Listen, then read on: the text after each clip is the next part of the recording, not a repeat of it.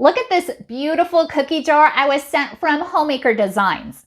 And I love it. It is so cute.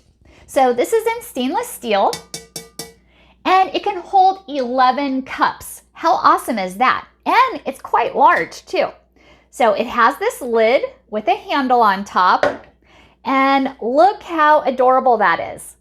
And it has a nice vintage design. And this is so ideal for cookies, brownies, even coffee, or you can even hide some money in there too. Whatever your heart desires. But it is just so cute, great farmhouse design. And it has that cute vintage look. Here's a close-up of the cookie jar, and it is so adorable. Here's the bottom, and here is the lid. So this is what it looks like on the inside. And this is the lid.